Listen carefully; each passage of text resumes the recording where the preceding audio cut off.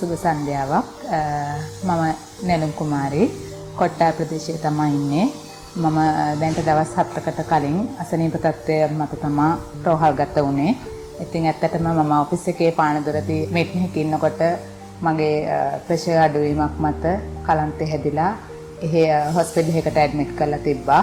නමුත් මට හැමදාම හොරුවට තියෙන්නේ මට අසනීපයක් වුණොත් මම ඇත්තටම නවතින්නේ නාවින්න මෙඩිකල් එකට. මොකද ඒකේ සුහදකාරීත්වය සහ ට්‍රීට්මන්ට් පැත්තේ තියෙන හොඳකම මම දන්නම හින්දා මම එහෙ හොස්පිටල් එකට කිව්වා නෑ මට මෙහෙ ඇඩ්මිට් වෙන්න බෑ.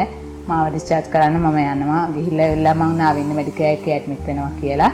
ඉතින් ඒ මත මම දවස් 4කට කලින් ආවා. ඇත්තටම මම එනකොට බොහොම අමාරු තත්ත්වයක තමයි හිටියේ. මොකද මට එහෙදිත් සිහි නැති වෙලා විනාඩි 10ක් විතර ඉඳලා තියෙනවා.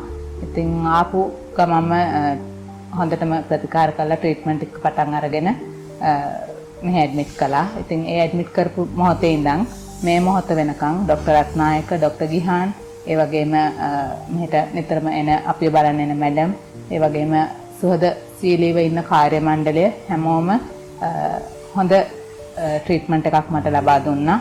ඒ මත ඇත්තටම මට මං ආපු තත්ත්වේ දැන් ඉන්න තත්ත්වෙත් එක්ක ඇත්තටම මට හොඳ සුවයක් ලැබිලා තියෙනවා දැන්. ඉතින් ඇත්තටම OPD සේවාවට වගේම ට්‍රීට්මන්ට් නැවතිලා අරගන්න උනත් මම රෙකමන්ඩ් කරනවා නාවින්න මෙඩිකල් හොස්පිටල් එක. ඇත්තටම පේෂන්ට්ලට ගොඩක් හොඳ තැනක්. ඒ වගේම තමයි ආහාර පානත් ඒ හැමදේම බේත් වගේම ඒ වගේම සුහදශීලී සේවය, ආදරණීය බව, කරුණික බව, ලෙඩෙකුට අත්‍යවශ්‍ය දේවල්.